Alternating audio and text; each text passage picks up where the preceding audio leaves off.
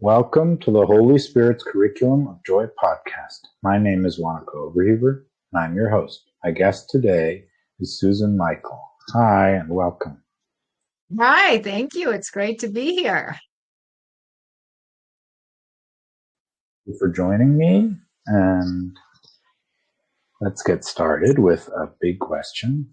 How did you come to see the world the way you do today? Yeah, that is a big question. I just finished and published my book, Surrender to Joy, From Suicide to Serenity. And I think that the time in my life, 38 years ago, when I was suicidal, was a pivotal point in my journey. I ended up at that time ingesting 6 bottles of sleeping pills.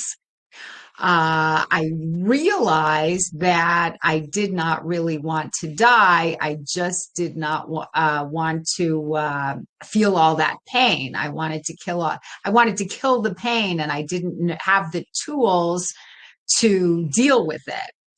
So at that time, I did a lot of, I went through a lot of darkness, and it was really difficult. 5 years after that is when I found my GPS, which is A Course in Miracles. And that gave me the clearest understanding of my life's journey. As you know, the introduction starts out, nothing real can be threatened, nothing unreal exists. Herein lies the peace of God. So when I am going through life's challenges, I rely on the insight and wisdom of A Course in Miracles as my guidance system. So that is how I really found my way and my clarity of seeing this world. I mean, A Course in Miracles even goes deeper into it by saying there is no world. Well, we're always creating our own reality by what is going on in internally. So I always try to remember that as well. And whenever I'm experiencing the good and the bad, I always do my best to keep myself plugged into my God socket to access that inner wisdom. I guess before A Course in Miracles, I looked to the world for my peace, love, joy, and happiness. After A Course in Miracles, I looked to God and my inner wisdom for guidance.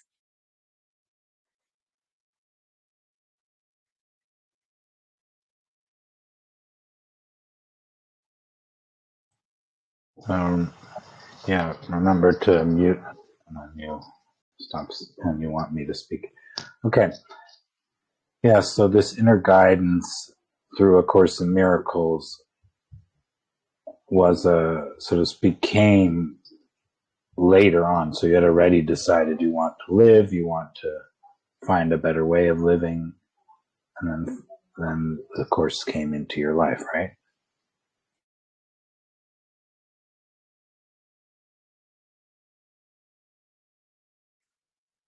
Yes, that's exactly right. Before A Course in Miracles, I would try to find my satisfaction from the world. After A Course in Miracles, I always did my best to access my peace from within. After A Course in Miracles, I lived from the inside out instead of from the outside in. I mean, right before I went through that period of darkness where I was suicidal, I thought that if I could attain what I wanted in the outer world at the time, I was 20 years old.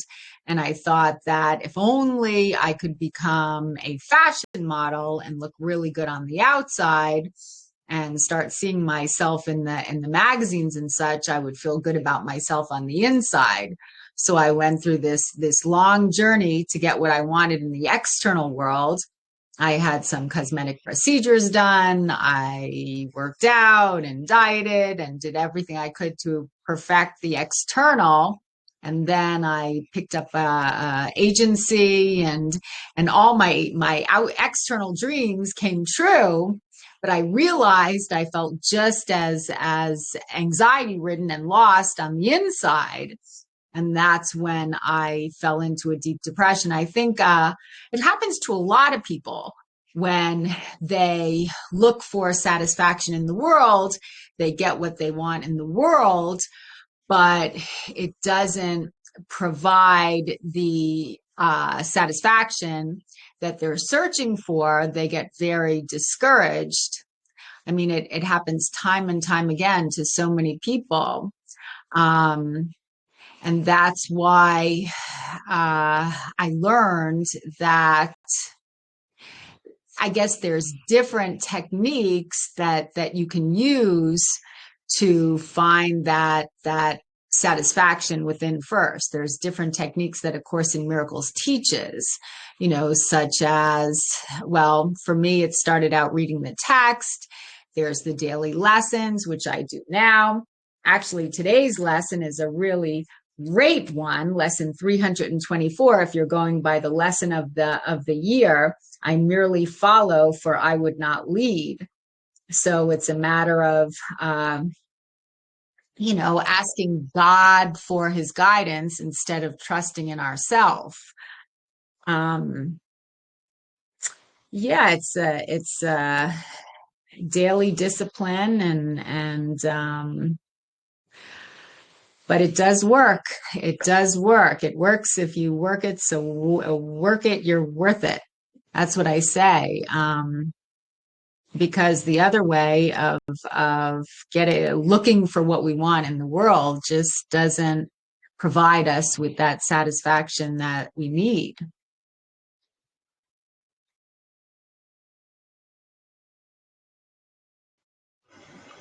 So, what changed in your life because of this change of ideas or this new way of seeing things?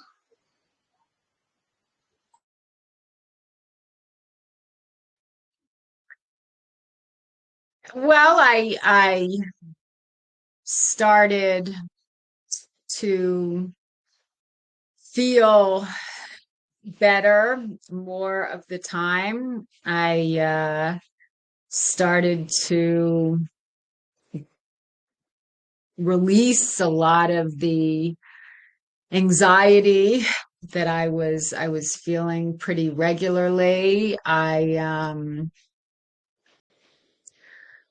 I just started feeling more connected to true peace, love, joy, and happiness. The introduction of my book starts out, and my passion is God. He is love and joy and beauty. He is all that is good in the world. Everything else is our own miscreation. When we are filled with joy, we are connected to God. When we are not joyful, we have lost our connection to all that is real. This is my message. It can be clarified with 3 simple words: surrender to joy. There is nothing to find. All we need to do is surrender.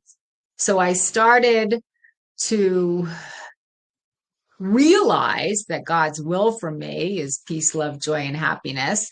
I started to realize that depending on him was the only thing that could bring me what I was looking for.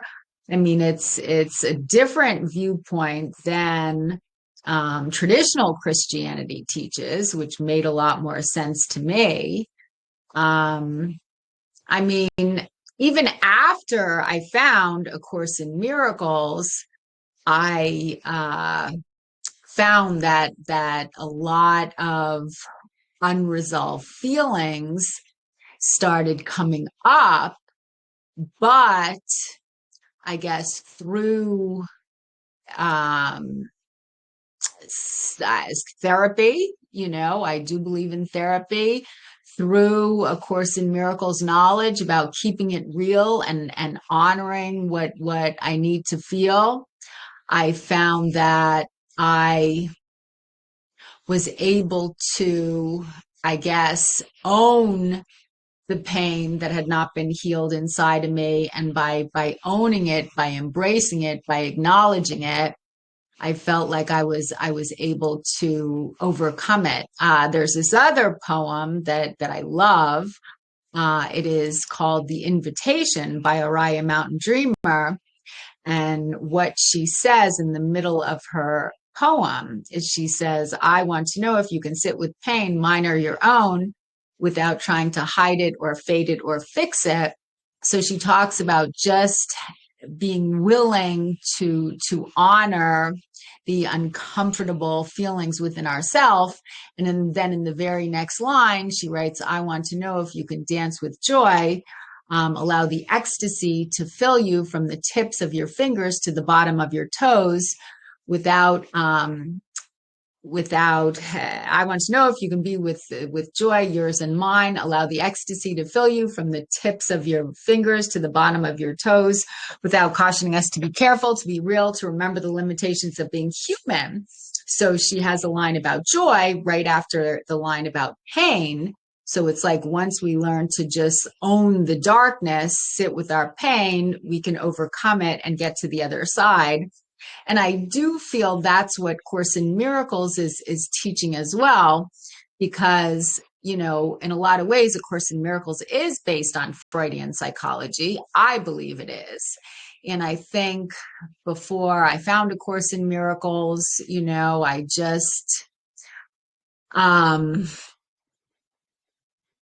just tried to stay away from any painful feelings. Since A Course in Miracles, I try to stop and sit with the feelings. And by stopping and owning the feelings, I'm able to work through them. And I truly believe that's what A Course in Miracles is teaching. It talks all about bringing the darkness to the light.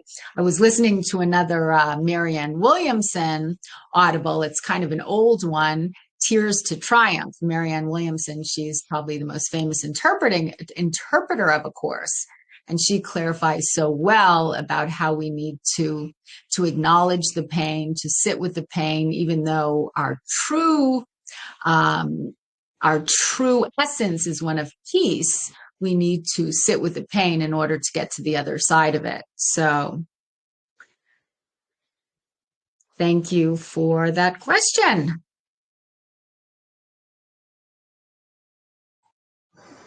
So, are you saying you sat with pain for a long time before something shifted, or how did that go?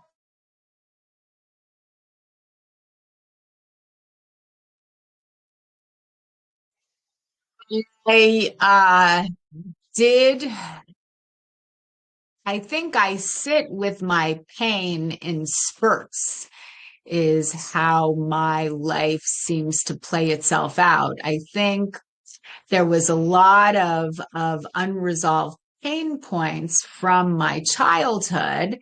And I think that after I learned that these unresolved issues from the unconscious mind needed to come up in order for healing to occur, the universe would actually trigger me at the times when I was ready to face them.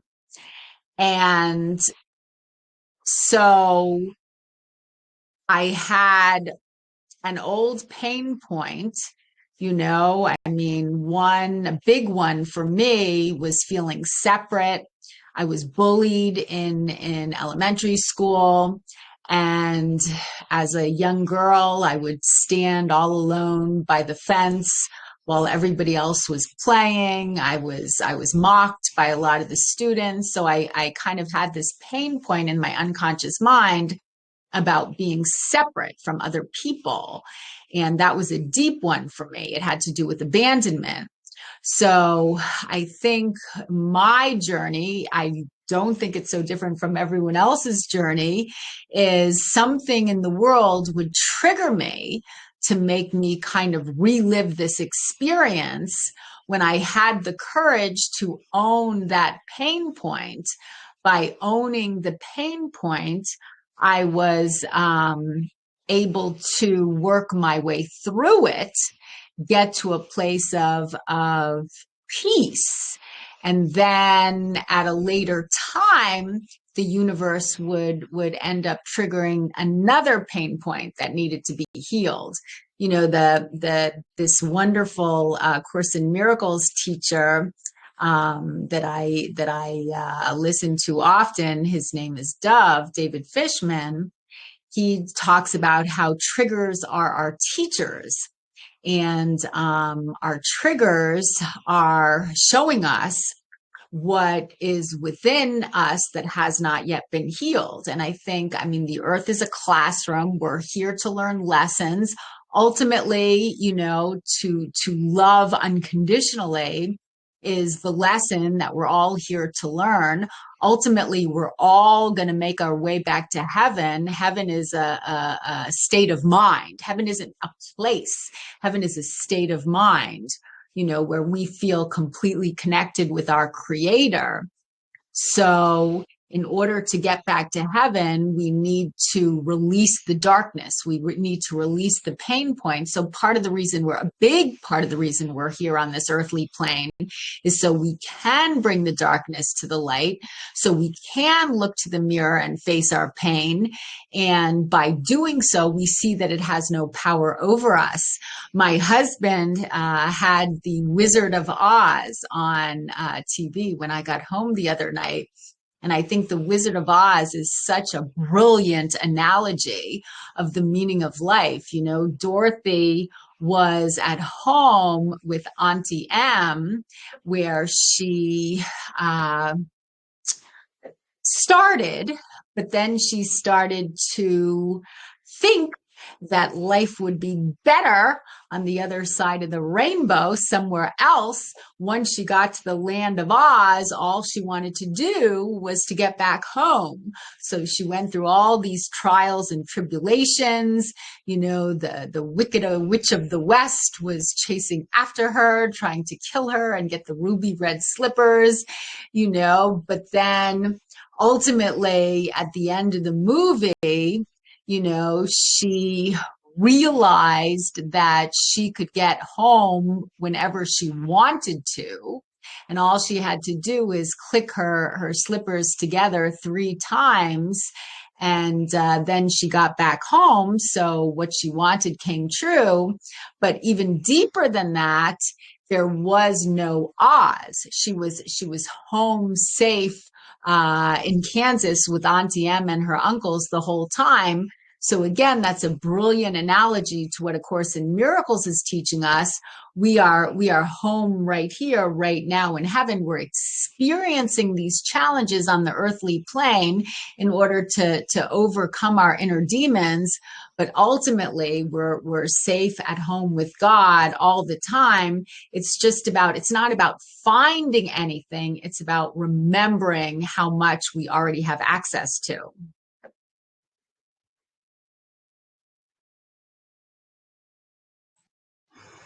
Yeah, and it sounds nice and simple, but when you're not there, it doesn't feel that way. So how did you maneuver away from this where it wasn't simple to you, even though it sounded simple, and into the simplicity of it?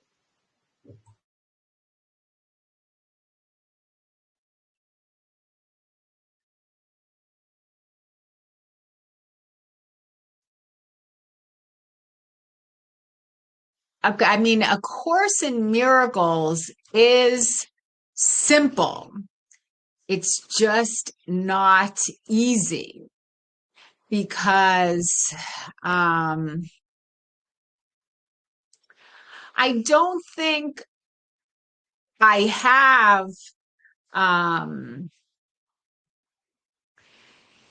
I'm not able to stay plugged into my God socket all the time. I'm not able to, you know, enter that place of peace, love, joy, and happiness all the time. I think it's a discipline. There's different techniques that we can use to remember the truth about ourselves.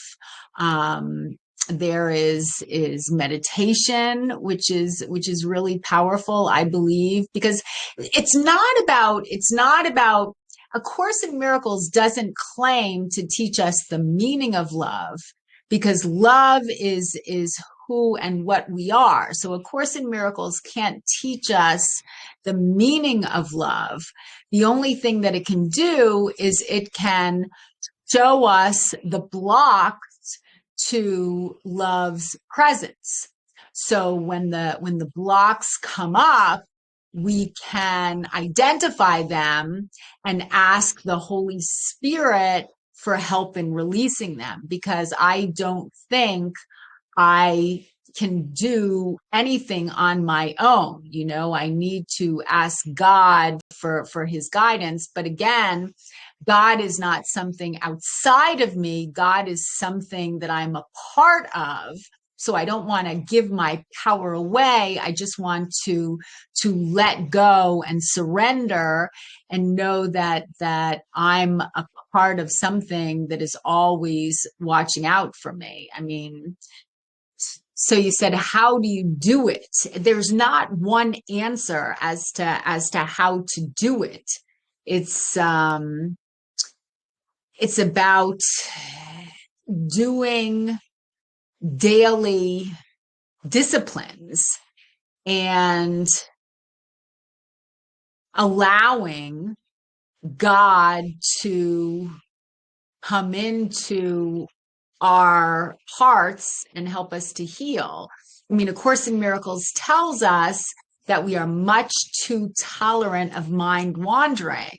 So it's about watching our thoughts. It's about, just taking little steps each day to, stay tapped into the truth of who and what we are. I mean, in my book, I write about different disciplines that we can do. I mean, the three that really, really help are forgiveness, acceptance, and gratitude.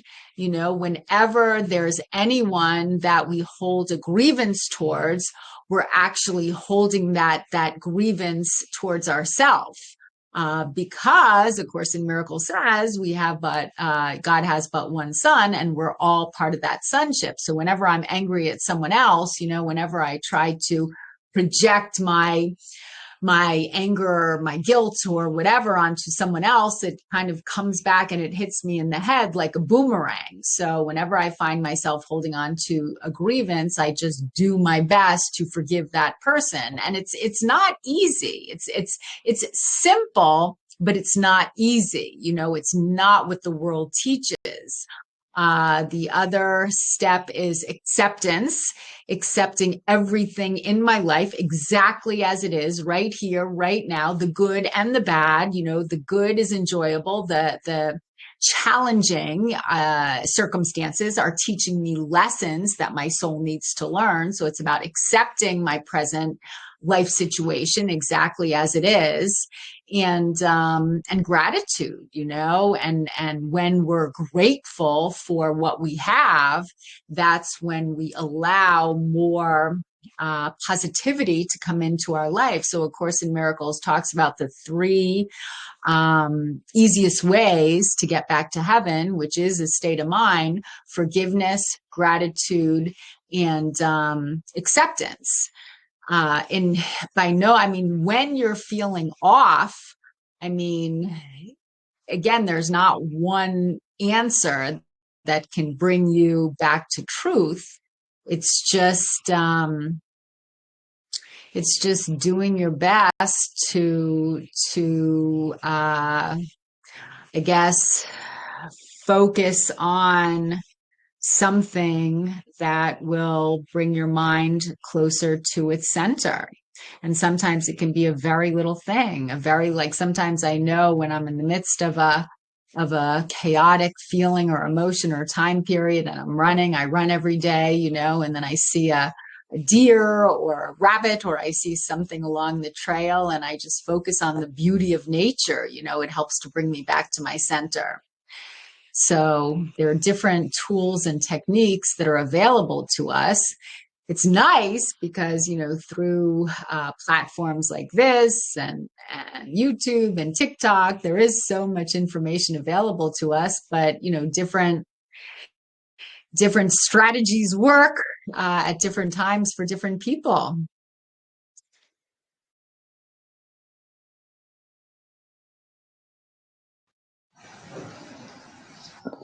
So, how does A Course in Miracles help you to be present in the moment?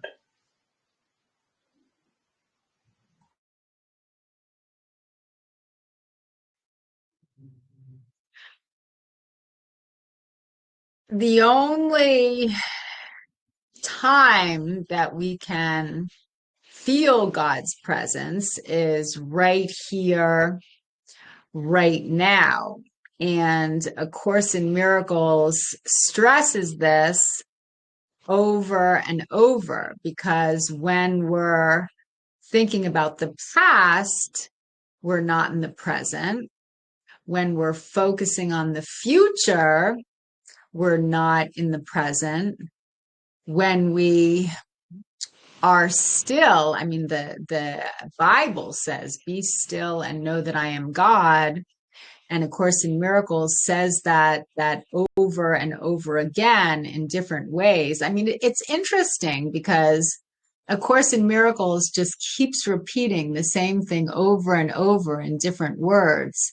And to be totally present right here, right now, is the only way for us to feel the essence of who we truly are.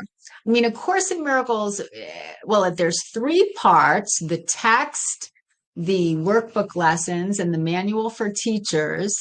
The text helps us to understand God's message. The workbook for students helps us put it into practice.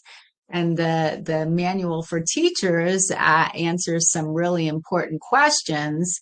But A Course in Miracles is just telling us over and over again that now is the only time that there is. How does it tell? I guess you can go to like so many of the lessons, and they all repeat that.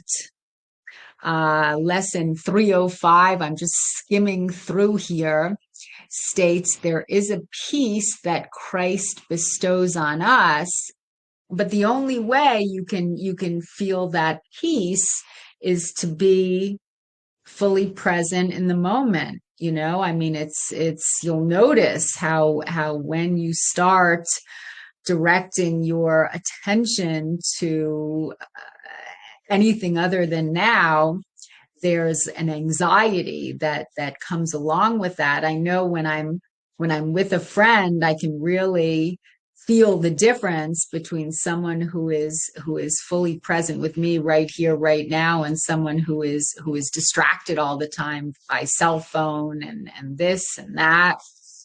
How do you do it? Again, I guess it's a practice.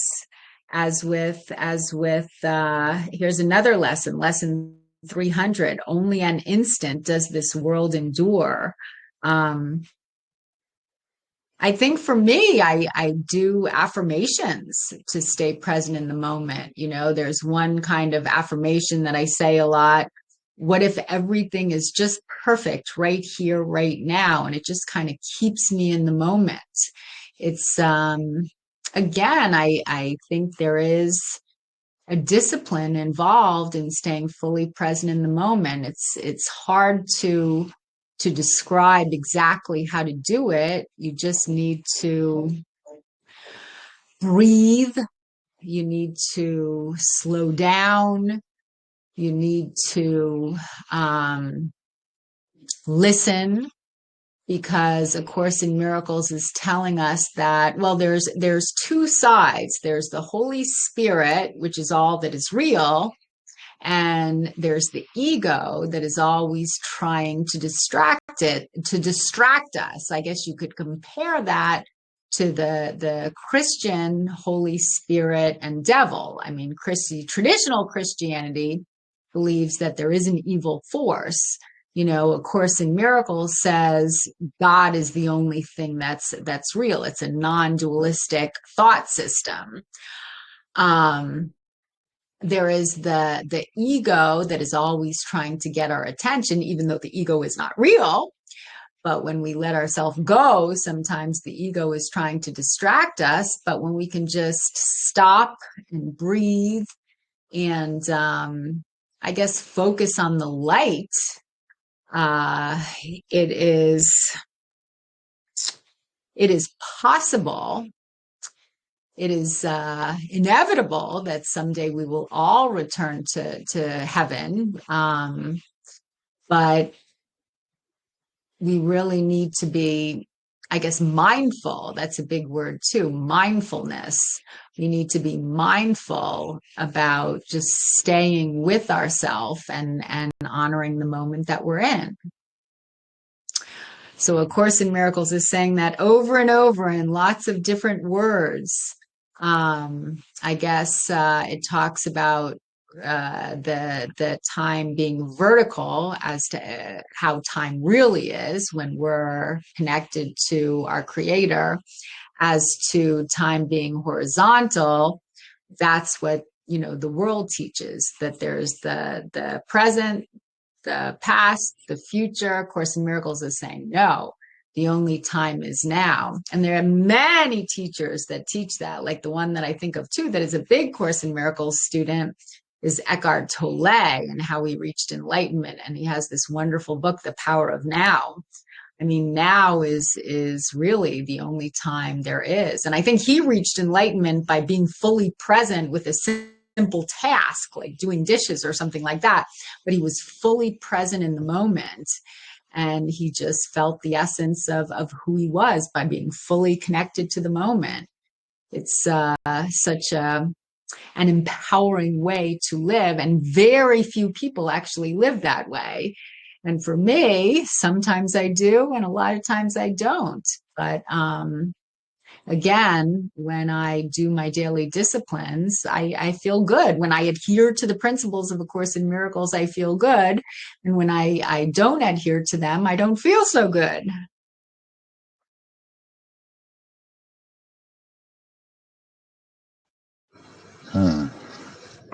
So there's a lot to think about there when you speak about the thoughts from A Course in Miracles and how they've helped you to feel calm and peaceful and present, and that you need to put a lot of discipline into that.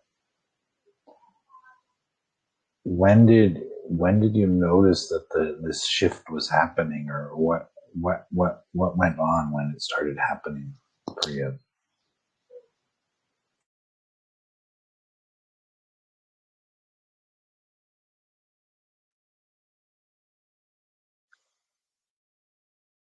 To be honest, the first shift that I experienced, well, when I found A Course in Miracles, it was at a Marianne Williamson seminar when I was 25 years old. And that's when a lot of light bulbs started going off in my head, because everything that she said made so much sense. When I really started emotionally feeling connected to the Holy Spirit, it was after I experienced a lot of emotional challenges in my life. I guess that's how my life's journey has worked. A lot of times, life's challenges bring unresolved feelings to the surface. And after I am able to expose the darkness within me, when I'm able to honestly look at the darkness within me, the unhealed pain points within me, when I'm able to bring them to the light, there's a lot of clarity and peace on the other side of that darkness. That's just how my life's journey in this lifetime has worked. I've gone through many different challenging situations, but on the other side of the emotional challenges, I feel a lot of peace, love, joy, and happiness. And A Course in Miracles tells us that we can learn through pain or we can learn through joy. I mean, it's much more fun to learn through joy. So consciously, if I was to choose, I would say, God, I want to learn through joy.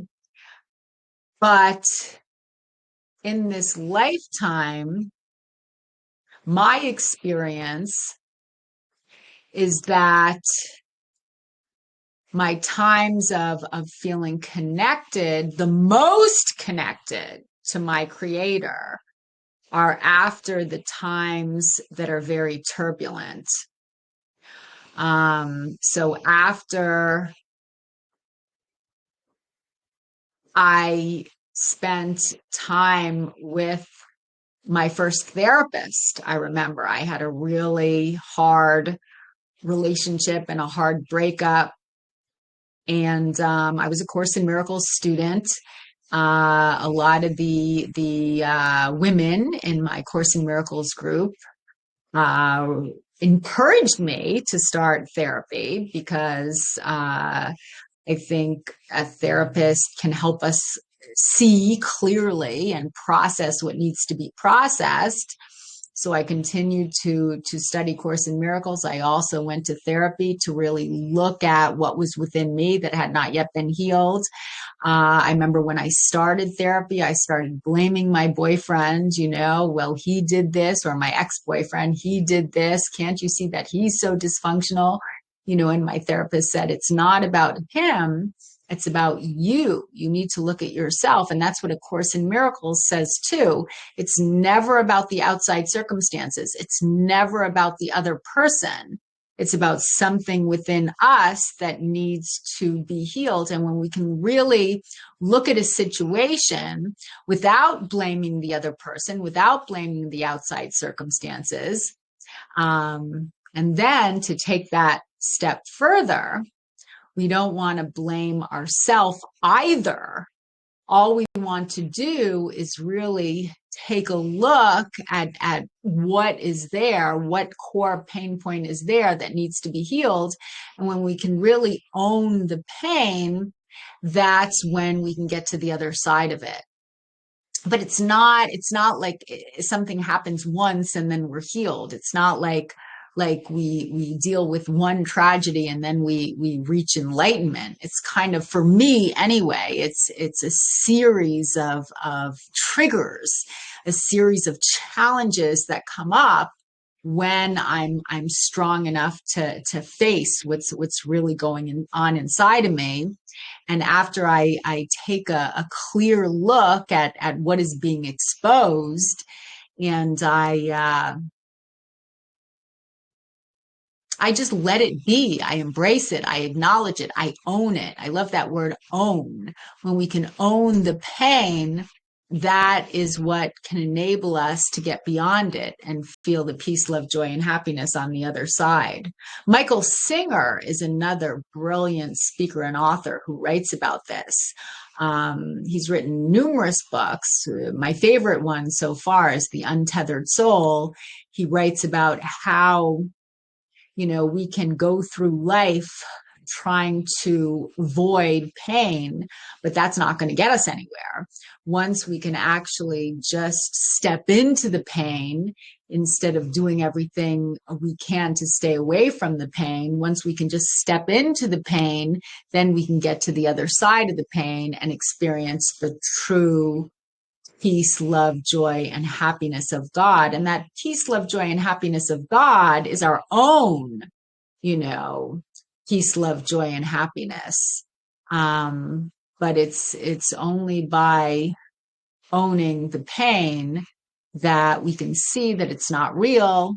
We can see that it has no power over us. And it's not easy. It's not easy. It takes courage. It takes strength.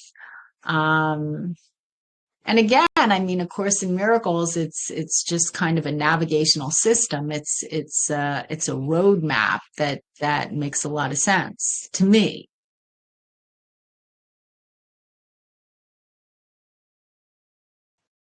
So at this point, does anyone have questions or comments that they'd like to add to the conversation?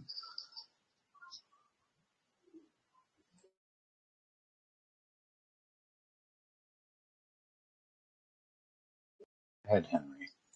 Yeah, here's a funny question. Uh, what if there is no courage? What if the idea that courage is just a word, COURAGE, but there is none. And what it actually is it's a word that's describing clarity. When a person really starts to see the choices involved, then there is no choice. But like courage is a way of saying that a person's still looking for the clarity. Does that make any sense?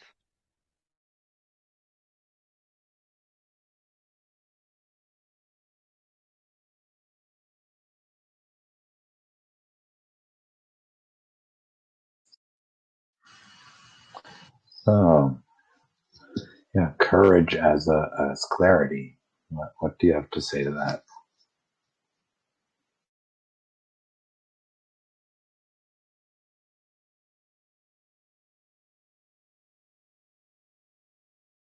Right. Courage is the person looking for the clarity.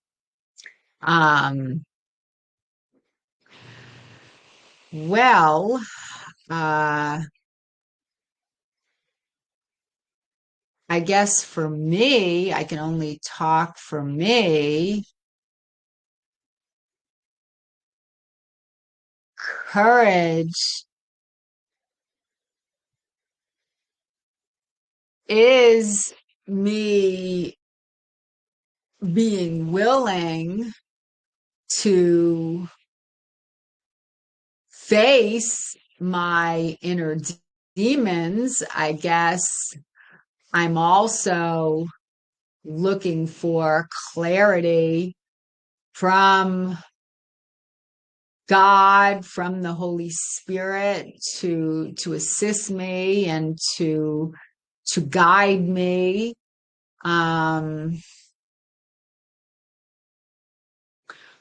We all have access to courage. We all have access to clarity. There is no courage. I believe I heard Henry say. I think there is such a thing as courage. I think sometimes I'm more courageous than others. I think for me, when I'm going through hard times, sometimes um, being compassionate with myself and being gentle with myself, are more important and more healing than being courageous. So I don't know I think there is such a thing as courage. I do. I think A Course in Miracles teaches us how to be courageous. I don't know if that answers the question. I don't know. Um, what other thoughts do you have on this for me to understand it better?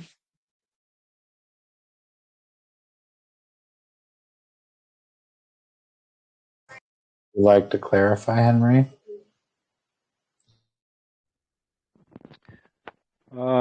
It's something that was happening more in the moment as Susan was talking, and then I was thinking that when I look at my own inner experiencing, then I see what she was saying about there seems times when I'm more in conflict with something, and she called them inner demons, and I don't use that word, but understand what she's trying to um, emphasize that there's parts like a person in this world has duality in their mind. That's already the given. That's already what's happening in a person. There's the good and the bad. There's the right and the wrong. There's all this judgment going on in a person's mind, and it's trying to be sorted out in this thing that's called a Holy Spirit, or like another term for it might be the higher mind or the super consciousness. It it is accessible to anybody, and does it take courage to listen to listen to it? You see, it's like thinking like that. It's like, well, not really. It doesn't really take courage. It's like more of just, well, when I see the clarity, when when it just makes sense to me, it's like I'm looking at a pretty woman on my little telephone, and she's kind of smiling, and she's got long dark hair. But what am I remembering? I'm remembering that she also has all the aspects of the mind that I have. And do I have the courage? No, no. Do I have the clarity to keep remembering that? And okay, it's like not seeing the other person as a body, but as a beautiful being that's experiencing a body. And it's like the clarity is. I guess I was just um looking at that word courage, and I was thinking, well, how does that really fit into the way I'm thinking? I guess for me, I was just coming up in the moment and saying, huh, I guess it doesn't work. I don't like like being courageous and saving my son from a person who's attacking him. Well, yeah, because I have a son. He's 33 years old. No, I might do that. I don't know. Kind of like that.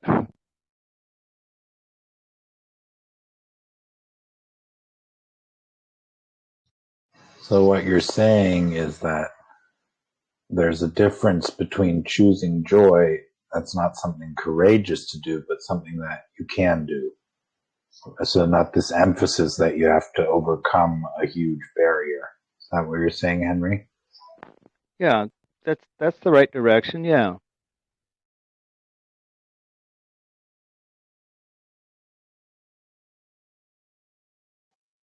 Okay, then let's look at this a little deeper.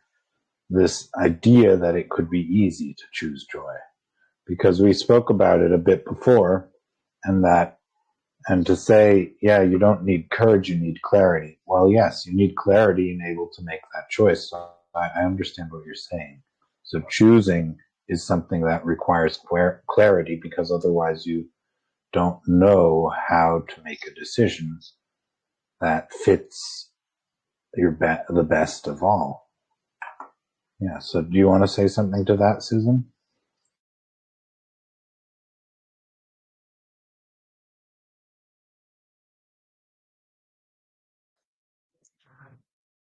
Well, I guess we can use Jesus Christ as an example. I'm trying to digest this topic. I mean, Jesus was very clear in his mindset and in his thinking. He is the author of A Course in Miracles. I guess that's, he scribed his words through Helen Schuckman.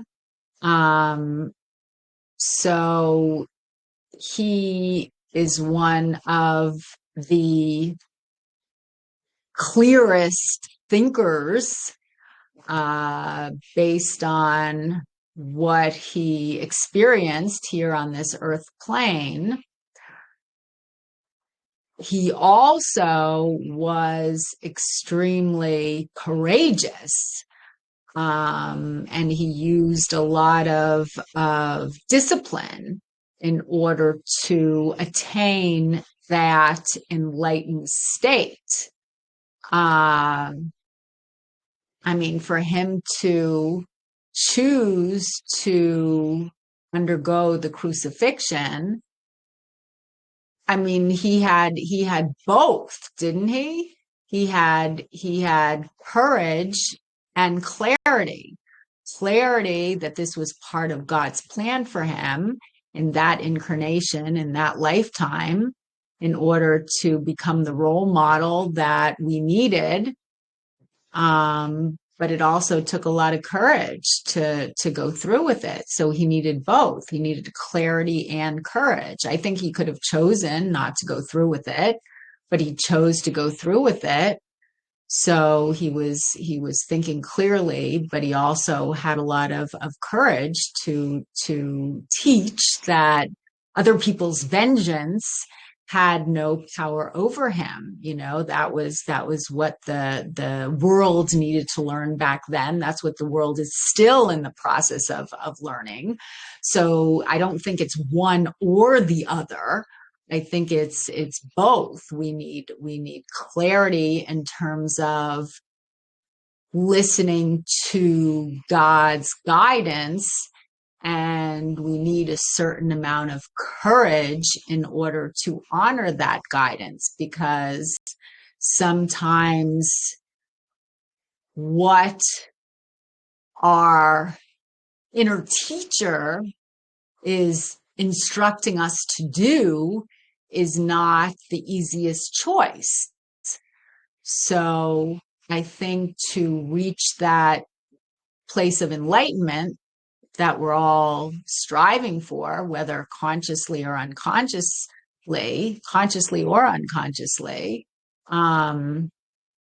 we need both. We need both. I don't think it's one or the other. I think it's both.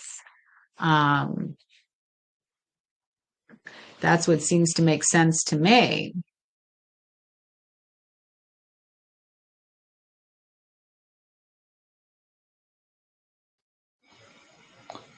Yeah, so clarity and courage in your way of describing it are one, right? They come together.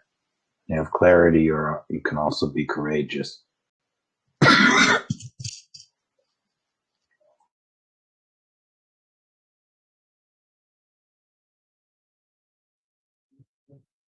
I don't think they're the same thing. To be clear, we need to be able to listen to our inner guidance. To be courageous, we need to honor that inner wisdom and adhere to God's guidance. So like again, going back to the Jesus Christ example, let me know if it makes sense to you. So he's sitting there. I mean, he first needed to be clear, like, is this what God really wants me to do? Does God really want me to allow these people to crucify me? Is this part of my plan in this lifetime? So he wants to be clear, but then courageous is going through with it, going through with the crucifixion. Again, this is an extreme example, but with anything in life, first to take it back to a very small thing, anything in life, it's first is to be clear about what our next step in life will be, and then having the courage to go through with it. Because every time we're stepping into unknown areas, unfamiliar areas, it does require a certain amount of courage, because everybody likes to stay with what's familiar to them. They like to stay with the known, but to break out of the known, it takes courage, because you're going into unknown territory. So I guess for me, clarity is deciding what the right thing to do would be, and courage would be to honor it and go through with this plan.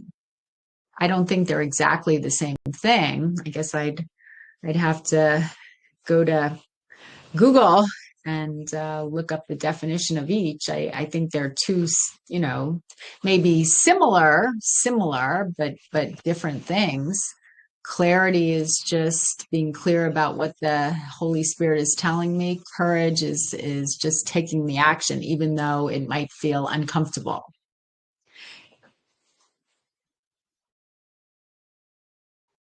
Okay. And maybe you want to give some examples from your own life. The example of Jesus, like you said, is a very extreme example. Maybe there's some more simple examples where we can relate to more clearly, because it's hard to relate to the decision to get crucified, but we do it in more ways than we think of, right? When we're feeling awful or whatever, you could say that's crucifying yourself or being crucified or whatever. So we are going through all of that as well, but it's not the same level of physical torture or whatever that was. When it turns in the Course in Miracles, he's saying that he wasn't tortured. He didn't feel tortured, right, during that. So, or the last unnecessary journey or something like that is how he describes it. So, yeah, let's look a little deeper.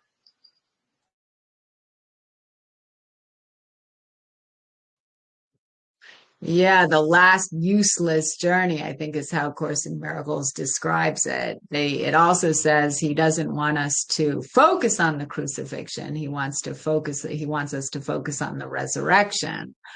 But I guess to take that to a more simple example, I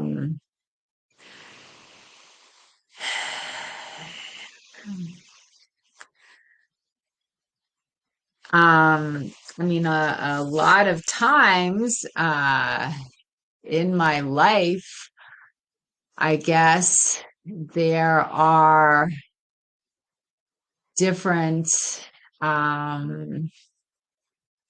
choices that I can make, and I always try to choose something that is healthy and empowering.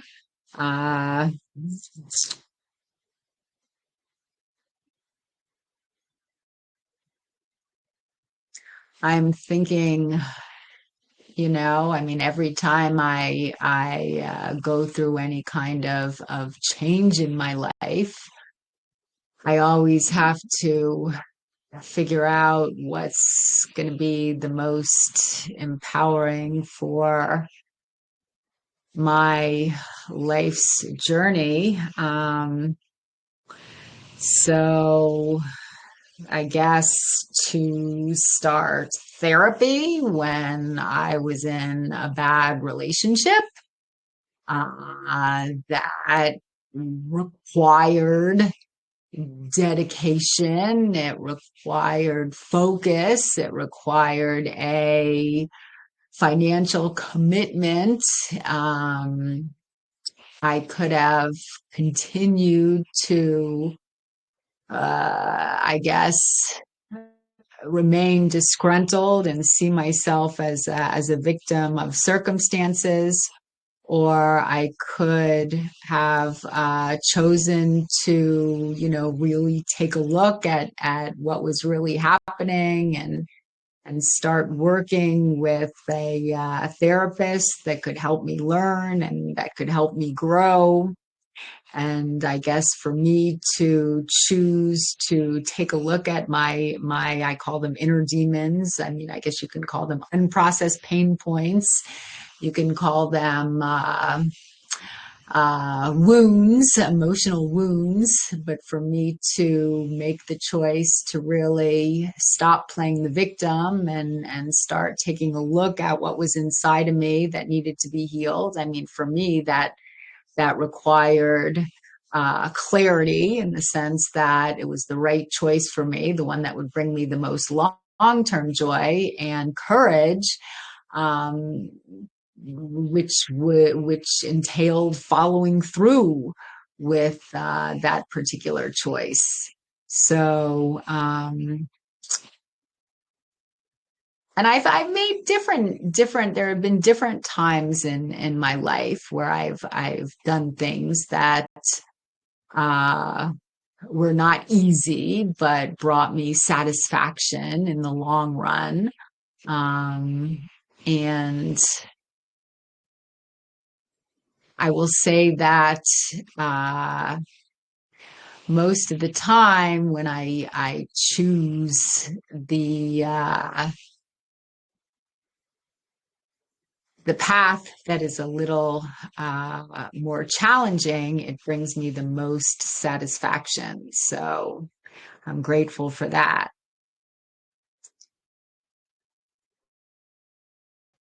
Yeah, so choosing the path, even if it's uncomfortable, but but you have this inner knowingness about where it leads you to, is a really beautiful description of that. Yeah. Let's see, what can we go into next? Yeah, you spoke of one of the big things that are helpful is forgiveness. Would you like to describe some examples of forgiveness?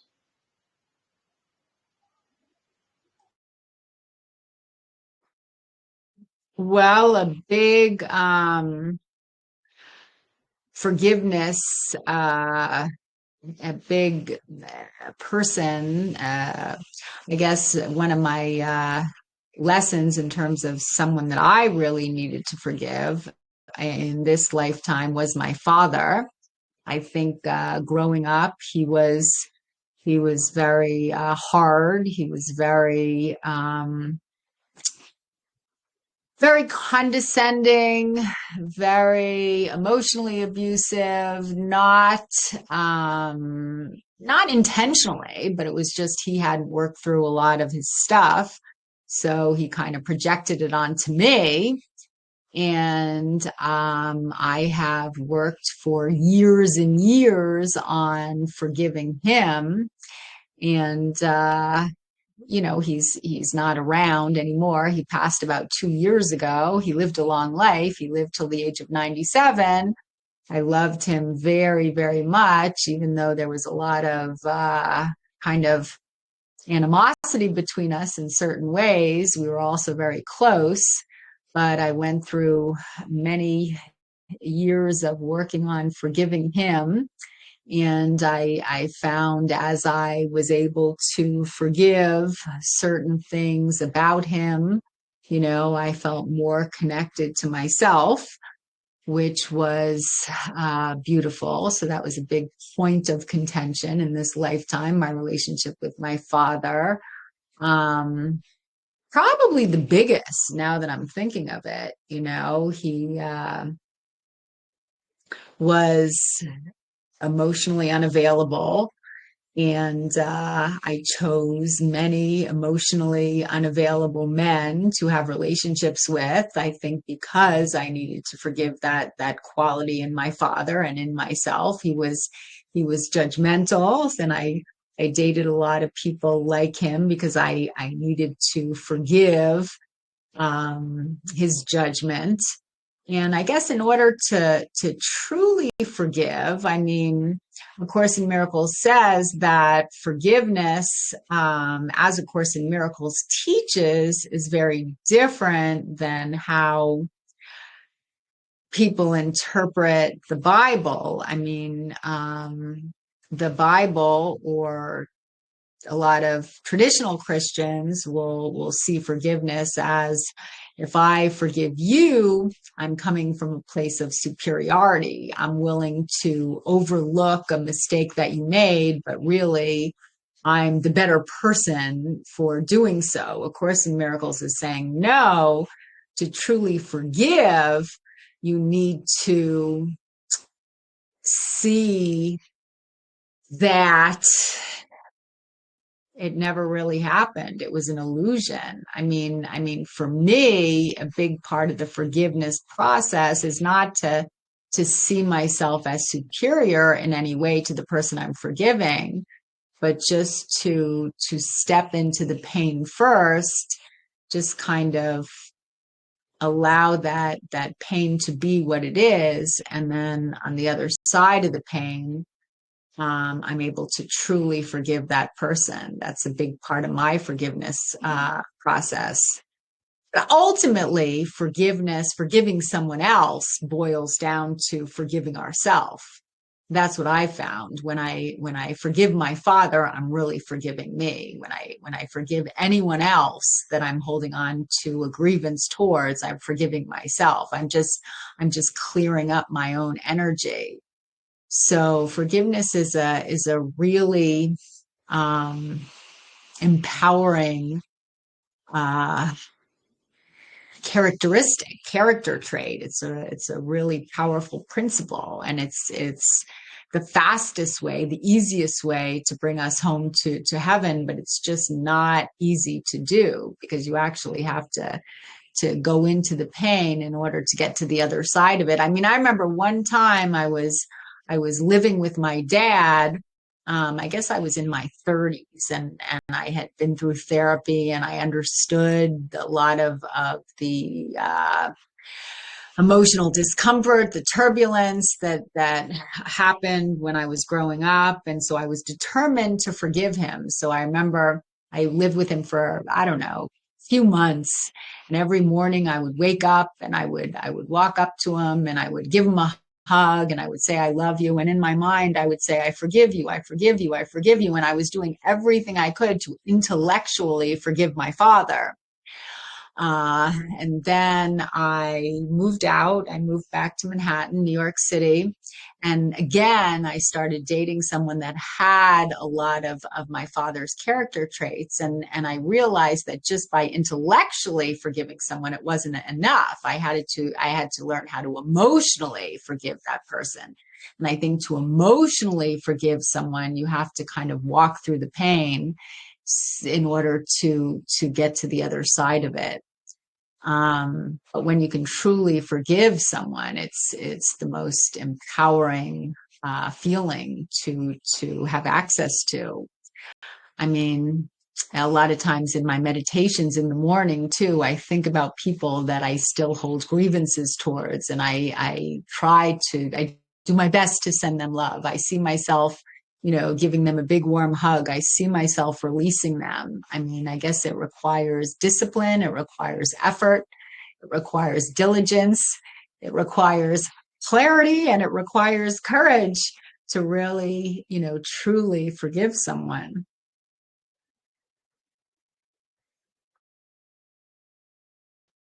Wow.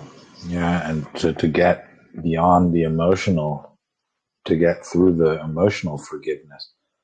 Yeah, that's a big step, because you're right, one can intellectually forgive and it still isn't gone. It's still there, still functional, and you're still in the grievance. Yeah.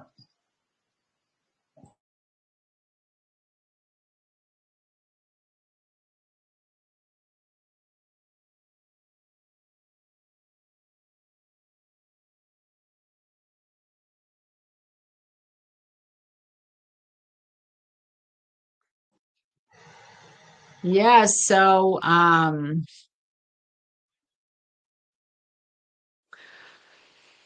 the world teaches us that I mean, the ego teaches us that to hold on to grievances gives us some kind of satisfaction. I mean, that's what the ego teaches. A Course in Miracles acronym for ego is easing God out. But A Course in Miracles says no, to truly connect to our creator, we need to forgive. But again, it goes back to when we forgive someone else, the only person that we're really forgiving is ourselves. A Course in Miracles tells us that innocence is the most empowering state of mind that exists. Throughout A Course in Miracles workbook, I am innocent, I am free, I am as God created me. So when we're holding on to grievances towards someone else, we're disconnecting from our innocence. When we can forgive someone else, we can feel our innocence, and by feeling our own innocence, we remember how much power or empowerment is available to us at each and every moment. Like, you can't hold on to grievances and unforgiveness and feel your own innocence at the same time. I mean, you can't. The two are contradictory. You know, unforgiveness is of the ego, forgiveness and innocence is of God. So I guess you've heard the expression, do you want to be right or do you want to be happy? You know, I mean, I could make all the defenses in the world about why I have every right to feel upset at this particular person, you know, and I could find validation for being right, but to be happy is just to let it go. Happy is to realize that that if somebody wronged me, if somebody did something wrong to me, it was just a mistake. I mean, that's what Course in Miracles defines sin as, just a mistake or a lack of love. They forgot to love. So the remedy for that is to send them love. If somebody forgot to love and I send them some love, that's a miracle, because anything that comes from love is a miracle. So if somebody makes a mistake and I can send them love, that's a miracle. And when I extend my love, God's love, to my brother, you know, that brings me home to heaven faster. So, Course in Miracles tells us also that forgiveness is not needed in heaven, because in heaven everyone has already been forgiven. But we need to forgive each other here on earth, because, you know, we're not enlightened yet. It also says that God does not need to forgive us. God does not need to forgive us because God has never condemned us. He's not capable of condemning us, so he certainly doesn't need to forgive us. The only person that needs to forgive us is us. And that's going to help us realign ourselves with our creator. So, again, it's simple. It's simple when you think of it, but it's just not easy because it's not what the world teaches.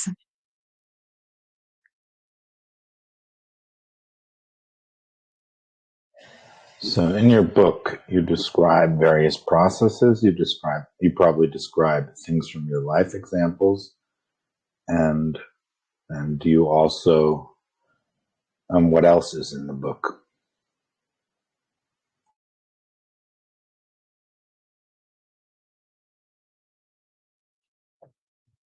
I have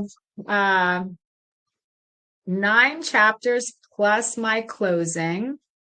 So I start out with my introduction.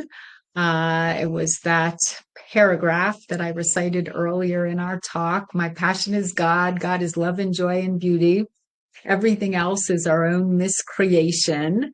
And then I talk about the start of my journey, which was that place of darkness when I was suicidal. Chapter number 1 is depression was my darkness. So that was when I did not have the tools to process my pain. I mean, I guess a big point that I learned during that time period is that depression is very different than sadness. It's when we can feel our sadness, when we can own our sadness. It's very cathartic. It's very transformative. But when we get depressed, it's actually we're blocking ourselves from feeling the feelings that need to be felt in order for healing to occur.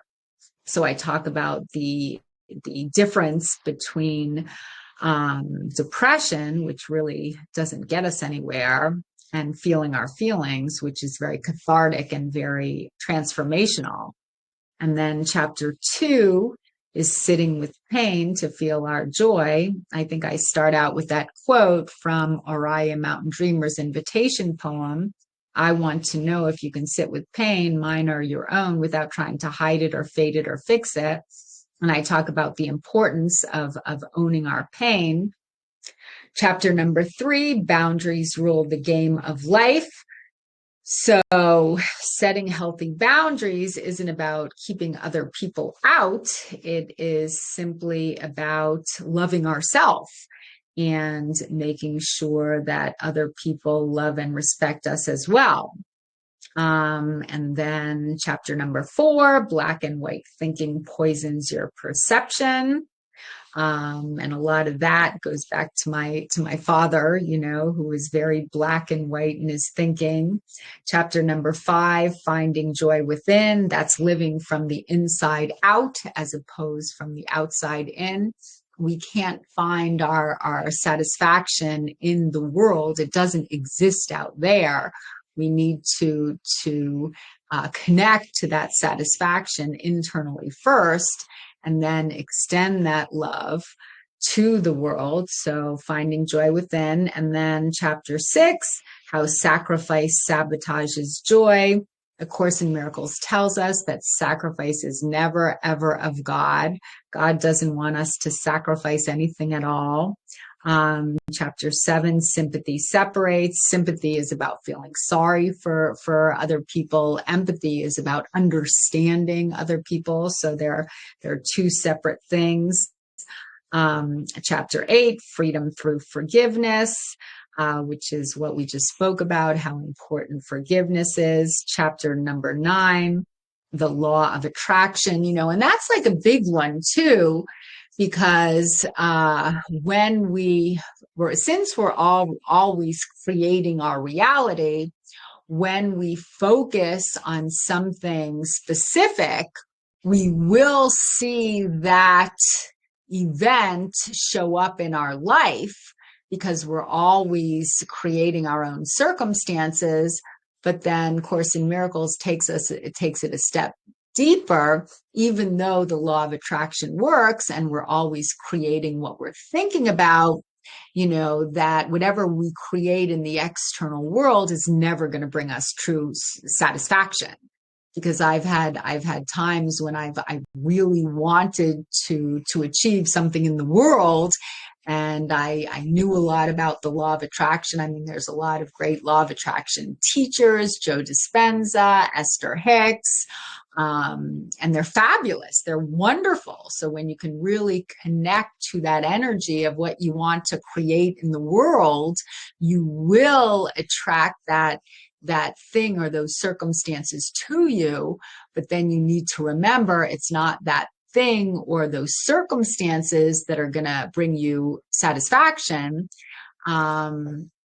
it is God. It is accessing that place of unconditional love from within. That is the only thing that can fill our heart's deepest yearning. So the law of attraction, it works. I mean, even Course in Miracles says all thought creates form on some level. So the external world is only a reflection of an internal condition. So we're again always creating our circumstances and our situation. It's like we're the director, we're the producer, we're the leading actor in our life. We're always creating our own circumstances. But even when we create the very circumstances that we want, those circumstances in itself cannot bring us happiness. So, because many, many times I've created what I've wanted in the world, and then I started getting attached to that thing in the world that I created for myself. I let go of God, and I found myself crashing on the other side of getting what I wanted in the world. So it's a really interesting subject. And then I have a closing as well. So I have many excerpts from A Course in Miracles outlined in my book. I have them quoted in my book. I explain to the best of my ability what they mean before and after the Course in Miracles excerpt, because the Course in Miracles is not that easy to understand. I mean, for me, I had to read many people interpret A Course in Miracles before I could actually understand the words myself. And there are still parts after 33 years that are difficult for me to understand. Helen Schuckman, who scribed the book, she was a professor of medical psychology at Columbia University in New York City. And she did a brilliant job, but there are still parts of the book that are difficult for me to understand. So it's so wonderful that we have so many phenomenal interpreters of the book. And as I said, the one that brought me to A Course in Miracles, who is amazing, is Marianne Williamson. I think that was the first book I read before I read A Course in Miracles, A Return to Love. And recently I'm listening to From Tears to Triumph. But she has so many great books, and there's a lot of other great interpreters as well, which I'm very grateful for. Oh, and my book, Surrender to Joy, From Suicide to Serenity. I think I do a pretty good job in clarifying the basic principles of A Course in Miracles in my own way.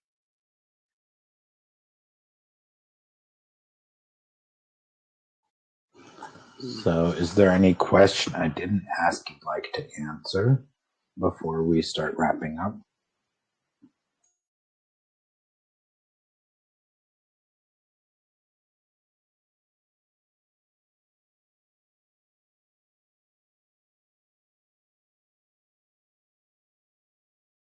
Take that as a no.